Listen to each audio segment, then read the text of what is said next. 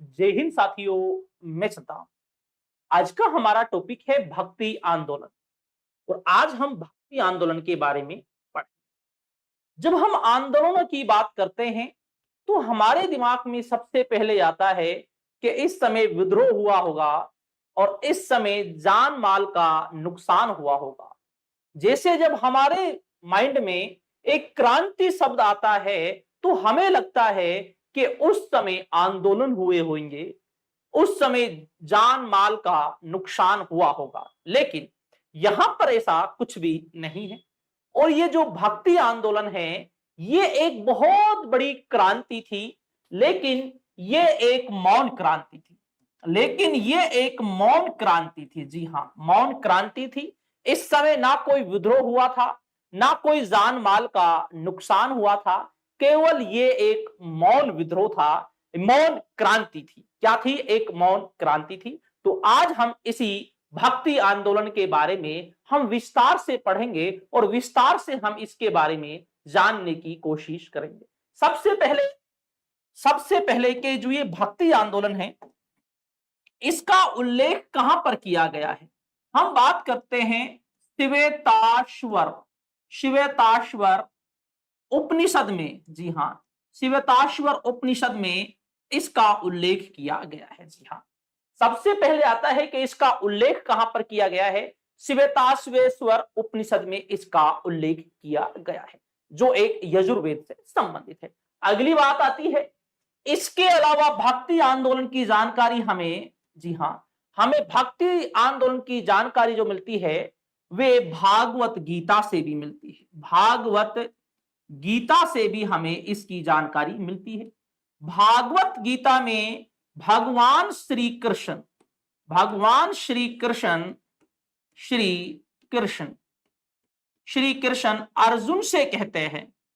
अर्जुन से कहते हैं कि आप केवल मेरी भक्ति कीजिए, आप केवल मेरी भक्ति कीजिए। तो इसकी जानकारी हमें भागवत गीता से भी प्राप्त होती है, जो महाभारत के भीष्म पर्व का अध्याय है। जी हां, जो महाभारत के भीष्म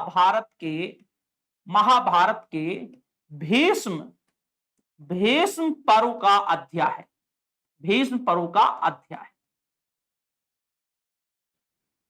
जी हां, अध्याय है। इससे भी हमें इसकी जानकारी प्राप्त होती है। ठीक है, ये तो हो गई इसकी जानकारी के बारे में बात। भाई कहां कहां से हमें इसकी जानकारी प्राप्त होती है? सबसे पहले श्वेतेश्वर उपनिषद से, और हमें भागवत गीता से भी इसकी जानकारी प्राप्त होती है, जो एक महाभारत के भीष्म पर्व का क्या है? भाग है। ठीक है, यहां तक आ गई। और ये क्या है? एक मौन क्रांति है। इस समय कोई जान माल का कोई नुकसान नहीं हुआ था, केवल ये एक मौन क्रांति थी। जी हां, ये एक क्या थी? एक मौन क्रांति थी। इस समय कोई ऐसा नुकसान की ऐसी कोई बातें नहीं थी। जी, ज्योति जी, राम राम जी और नमस्कार जी। ठीक है, इस समय ऐसा कुछ भी नहीं था। इसके बाद हम बात करते हैं, जब हम भक्ति आंदोलन की बात करते हैं तो इसकी शुरुआत जो होती है वह दक्षिण भारत से इसकी शुरुआत होती है। जी हाँ, और 7वीं शताब्दी में होती है। 7वीं शताब्दी में इसकी जो शुरुआत होती है वह दक्षिण भारत से इसकी शुरुआत होती है। और दक्षिण भारत में भी हम ये मान सकते हैं केरल से शुरुआत होती है, जो शंकराचार्य को जिसे माना जाता है, शंकराचार्य को माना जाता है। जी हाँ, कहां से होती है? केरल से इसकी शुरुआत होती है। ठीक है, यहां तक आ गया। हम ये कह सकते हैं जो ये भक्ति आंदोलन है इसकी शुरुआत केरल से होती है, दक्षिण भारत से होती है। लेकिन इसे उत्तर भारत में जो लाने का जो श्रेय दिया जाता है वे रामानंद के लिए दिया जाता है। किसके लिए दिया जाता है? रामानंद के लिए श्रेय दिया जाता है कि दक्षिण भारत से ये इसे उत्तर भारत की तरफ लेकर आते हैं, इस भक्ति आंदोलन को। ठीक है, इसके बाद हम बात करते हैं भक्ति आंदोलन में भी क्या क्या है। इसमें भी जब हम बात करते हैं, इसमें भी दो मुख्य होते हैं। एक होता है सगुन, एक होता है सगुन उपासक, एक होता है सगुन उपासक होता है, एक होता है निर्गुण उपासक, एक होता है निर्गुण उपासक। एक सगुण उपासक होता है, एक होता है निर्गुण उपासक। ये दो उपासक होते हैं, सगुण और निर्गुण। ठीक है, अब हम बातें करते हैं, सगुण और निर्गुण उपासक दो होते हैं।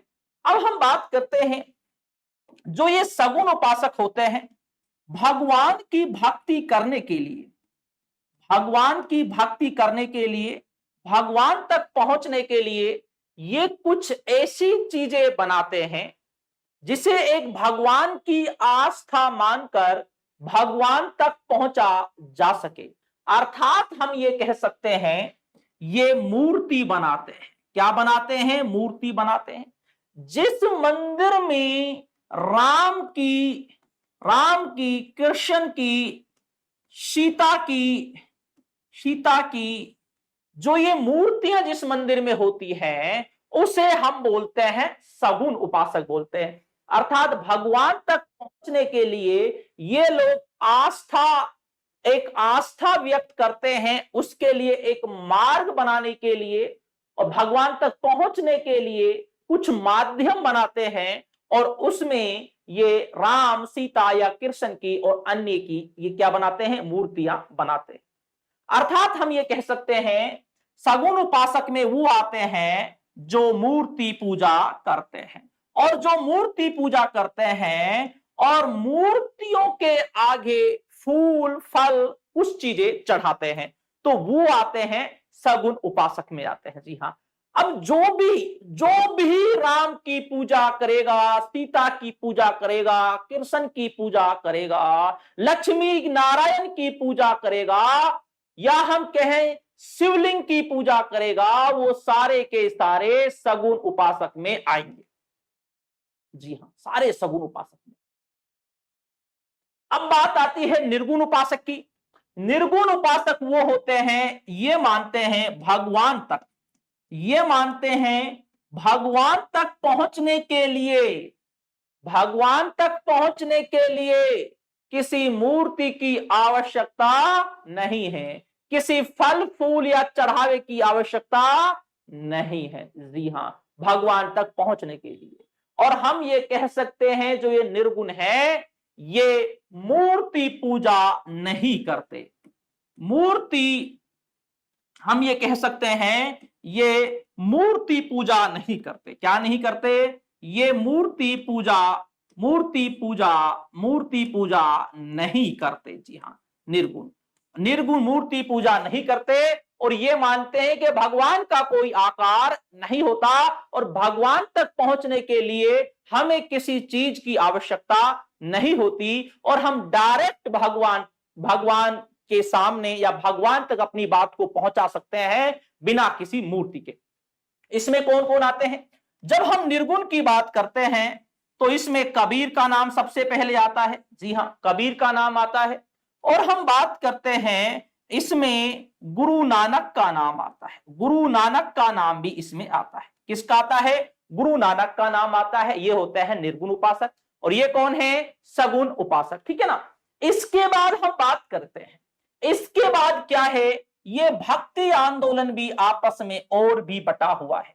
एक होता है अद्वैतवाद, एक होता है अद्वैतवाद, एक होता है विशिष्ट अद्वैतवाद, विशिष्ट अद्वैतवाद, विशिष्ट अद्वैतवाद होता है, अद्वैतवाद होता है। इसके बाद अगला होता है द्वैतवाद होता है, द्वैतवाद होता है, द्वैतवाद होता है। एक होता है द्वैत अद्वैतवाद, एक होता है द्वैत और अद्वैतवाद होता है, अद्वैतवाद होता है। इसके बाद क्या होता है? अब यहां पर भी काफी मतभेद होता है। जब हम बात करते हैं आत्मा और भगवान की, जब बात करते हैं, जब हम आत्मा और जब भगवान की जब बात करते हैं, आत्मा और जब हम भगवान की जब हम बात करते हैं, आत्मा और जब हम भगवान की बात करते हैं, जी हां, जब हम आत्मा और भगवान की बात करते हैं, आत्मा और जब हम भगवान की बात करते हैं, कुछ ऐसे भक्ति आंदोलन से जुड़े हुए हैं जिसमें आत्मा और भगवान को एक ही मानते हैं। जी हां, एक ही मानते हैं।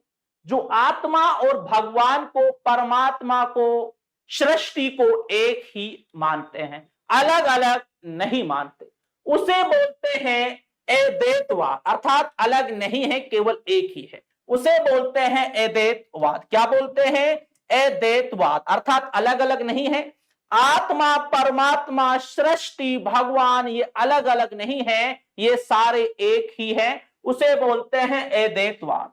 इस अद्वैतवाद जो था शंकराचार्य, जो शंकराचार्य जो थे, इन्होंने अद्वैतवाद का सिद्धांत दिया था, ठीक है ना। इसके बाद हम बात करते हैं विशिष्ट अद्वैतवाद। इसका अर्थ आ गया कि भाई बिल्कुल भी अलग नहीं है, विशिष्ट अद्वैतवाद बिल्कुल भी अलग नहीं है। क्या है? विशिष्ट अद्वैतवाद। इसका जो सिद्धांत जो दिया था वो किसने दिया था?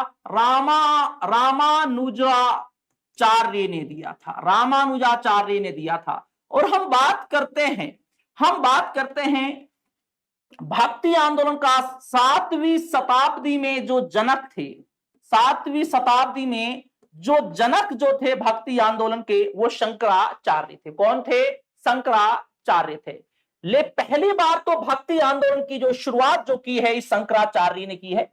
दूसरी बार अर्थात इसे जो पुनः जो जीवित किया था भक्ति आंदोलन को, वो किया था रामानुजाचार्य ने, और इसी ने विशिष्ट अद्वैतवाद का सिद्धांत इसी ने दिया था। इसके बाद आता है द्वैतवाद। इसने माना है आत्मा परमात्मा और जो ये भगवान है ये एक नहीं है। द्वैत ये दो अलग अलग है। क्या है? दो अलग अलग है। यहां पर आत्मा, परमात्मा और जो ये भगवान है, इन दोनों को अलग अलग मानने का जो कार्य किया है वो द्वैतवाद वालों ने किया। किसने किया है? द्वैतवाद वालों ने किया है दोनों को। और द्वैतवाद का जो सिद्धांत है ये माधवाचार्य ने दिया था। किसने दिया था? माधवाचार्य ने सिद्धांत दिया था द्वैतवाद का। जी हां, अर्थात आत्मा, परमात्मा ये दोनों अलग अलग है, अर्थात ये दोनों अलग अलग हैं, दो है। और ये सिद्धांत दिया था माधवाचार्य ने, ये सिद्धांत दिया था, ठीक है। इसके बाद आता है अद्वैतवाद।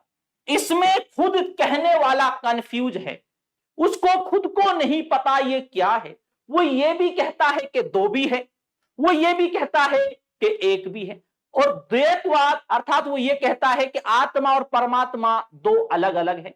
फिर इसी में कहता है अद्वैतवाद, और ये भी कहता है कि ये एक भी है।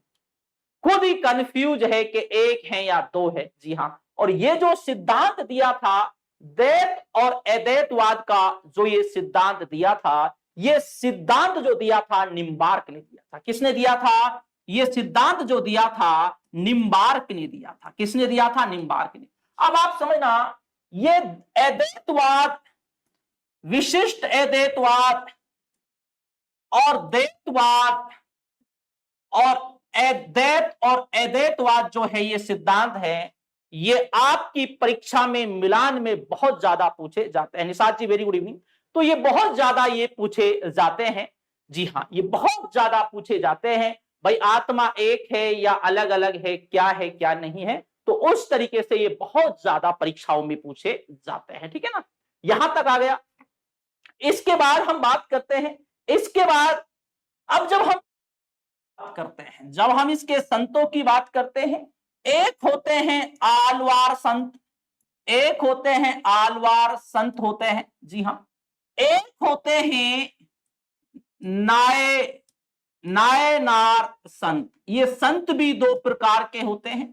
एक होते हैं आलवार संत, आलवार संत होते हैं, एक होते हैं नायनार संत। जी हाँ, जब हम आलवार संत की बात करते हैं, ये आलवार जो संत हैं ये वैष्णव संत है। कौन से हैं? वैष्णव, ठीक है ना। ये वैष्णव संप्रदाय से संबंधित है, क्योंकि जो ये हिंदू धर्म है, इस हिंदू धर्म को भी दो भागों में विभाजित किया है।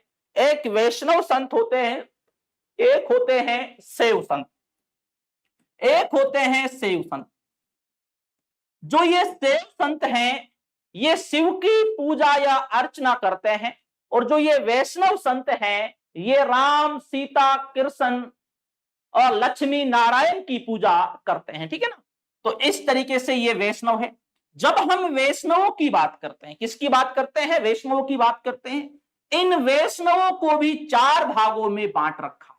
कितने भागों में, 4 भागों में इनको भी विभाजित कर रखा है। जी हां, इनको भी 4 भागों में विभाजित कर रखा है, ठीक है। कितने भागों में, 4 विभागों में। जब हम चारों की करते हैं, एक है रामा अनुज को मानने वाले हैं। जी हां, रामा अनुज को मानने वाले हैं। और ये रामानुज को जो मानने वाले हैं, ये लक्ष्मी और नारायण की पूजा करते हैं। किसकी पूजा करते हैं, लक्ष्मी और नारायण की पूजा करते हैं। जी हां, जो ये रामानुज वाले हैं। इसके बाद आते हैं चैतन्य। चैतन्य महाप्रभु को मानने वाले हैं, महाप्रभु को मानने वाले हैं। जी हां, चैतन्य महाप्रभु को, जिन्हें ये कृष्ण मार्ग भी हैं, कृष्ण मार्गीय भी इन्हें कहा जाता है, मार्गीय भी इन्हें कहा जाता है। और ये गौड़ीय संप्रदाय को, गौड़ीय क्या माना जाता है इन्हें, गौड़ीय संप्रदाय से भी इन्हें माना जाता है, ठीक है ना। इसके बाद है वल्लभाचार्य के अनुयायी, वल्लभाचार्य के अनुयायी। एक तीसरा ये है जो वल्लभाचार्य के अनुयायी है, ये मूर्ति पूजा का समर्थन करते हैं। किसका, मूर्ति पूजा का समर्थन करते हैं। और इसमें जो मुख्यतः आते हैं सूरदास, सूरदास और मीराबाई इसमें शामिल हैं। जी हां, सूरदास और मीराबाई। इसके बाद है रामानंद के शिष्य, रामानंद के शिष्य। ये जो रामानंद के हैं, ये राम और सीता की पूजा करते हैं, राम और सीता की पूजा करते हैं। जी, रामानंद वाले जो हैं, राम और सीता की पूजा करते हैं। अच्छा, राजकुमार पासवान जी, शुक्रिया। आप लोगों का ये प्यार, ये मोहब्बत, ये यूं ही बढ़ता रहे जी। बहुत अच्छा लगता है जब आप इसे कमेंट करते हैं जी। बहुत अच्छा राजकुमार पासवान जी। हम बात करते हैं जो रामानंद है, इन्होंने राम और सीता की पूजा जो सबसे पहले जो प्रारंभ की थी, ये किसने की थी, ये रामानंद ने की थी। किसने की थी, रामानंद ने सबसे पहले यहां पर जो पूजा और जो ये पाठ जो प्रारंभ किया था, राम और सीता को सबसे ज्यादा जो चर्चित जो बनाया था, वो किसने बनाया था, रामानंद ने सबसे ज्यादा इन्हें चर्चित बनाया था। और इन्होंने ही इनकी पूजा पाठ करना प्रारंभ किया था, ठीक है ना। तो इस तरीके से हम जो ये वैष्णव है, इस वैष्णव को भी इस तरीके से हम डिवाइड करते हैं और इस तरीके से हम इसे विभाजित करते हैं। ये एक आधार है, ये एक भक्ति आंदोलन का आधार है। इसके बाद शंकराचार्य, रामानुजाचार्य और हम वल्लभाचार्य, और इसके बाद वल्लभाचार्य के बाद हम जब बातें करते हैं चैतन्य महाप्रभु, रैदास, निम्बार्क, इन सभी को हम एक अलग अलग टॉपिक में हम इन सभी के बारे में जानेंगे। और इस क्लास के माध्यम से मैंने आपके लिए बताया है कि जो ये भक्ति आंदोलन है, इसका आधार क्या है, इसे किस तरीके से विभाजित किया जाता है, तो वो मैंने आपको समझाने की कोशिश की है। और इसके बाद जो हम अलग अलग जो विचारक हैं, जो भक्ति आंदोलन के, जो भक्ति आंदोलन से संबंधित हैं, अलग अलग को हम अलग अलग टॉपिक में हम लेकर उनके बारे में हम जानेंगे। तो ठीक दोस्तों, शुक्रिया, धन्यवाद और जय हिंद।